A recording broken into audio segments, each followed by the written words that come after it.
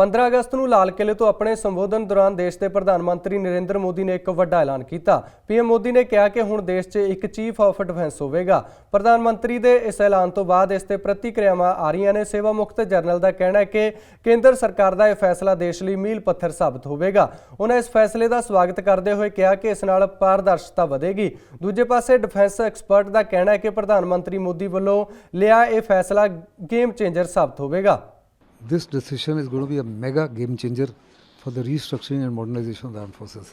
He'll be a single point of contact between the armed forces and the government, a single advisory. He would possibly not have any operational role, but he will be in charge of planning, in charge of policies, in charge of training, and would ensure jointness and integration between the three services. Presently, all services are operating independently, but in the modern warfare, there have to be integrated operations.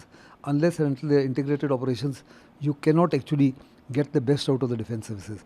Secondly, the utilization of the scarce resource will be much better, because priorities would be keeping the nation in mind and not keeping the army, air force or navy in mind.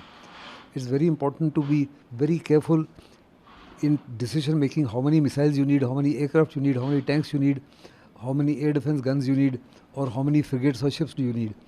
So these are very important and critical decisions with major financial implications. This can only be done by Chief of Defence Staff and not by individual services, because individual services look for gains for their respective services as against gains for the nation. Then today, in the National Security Advisory Board or National Security Control, there is no presence of the armed forces at all, which is a huge deficiency. It's a very welcoming steps. There has been a demand for this for last 40 years.